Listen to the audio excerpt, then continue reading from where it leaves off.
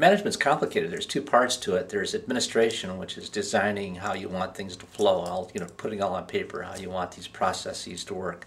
Then there's leadership, which is getting people to do what you want them to do. You put all that together, the administration and leadership, and what you have is management, which means you're able to get the job done, whatever that is, with whatever resources you have to use. Now, the problem you get into is one of style. The old days, my generation, basically all the leaders, all the managers had World War II experience. They had all been NCOs or officers, and so they basically used management by exception. Management by exception means you don't deserve anything more than your paycheck, and all that happens is if you do the job right, nobody says anything.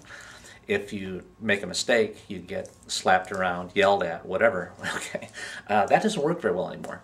It doesn't work very well, especially if you're dealing with service, because in service occupations, what happens is the customer service employees tend to treat paying customers like management treats them. So if you get into a situation where your customer service employees are angry, they feel they've been mistreated, they're going to get even, but they can't get even with you because you're the boss, you'll fire them. So they'll get even with the customers, and the problem with that is pretty quickly you lose all your customers. Now, the style you use then is also, though, it's what the job is, but it's also the kind of employees you've got. If you've got new people, immature people, and that's not necessarily age. Immature has to do with people who are really not bought into the idea that you have a mission here that you need to accomplish if you're going to make this business work. Immaturity really is, I'm only in it for me, and I'm just here to take a paycheck and I don't care. Okay, if you've got immature employees that are new, that don't do the job, then you tend to be very direct.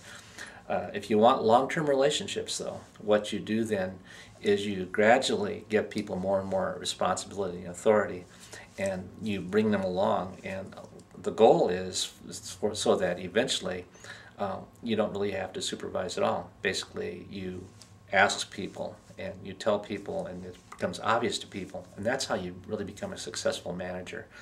It has to do with who you associate with, and you really want long-term relationships.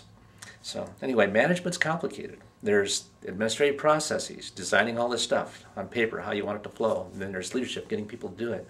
Management is putting it all together, and the world is different. You have to now do a lot of education, you have to do a lot of explaining, you have to do a lot of, motivating. Whereas in the old days, you just gave orders. Well, just giving orders anymore is not typically a successful management strategy, unless you've got a crisis, etc. But typically the world is very different than it used to be.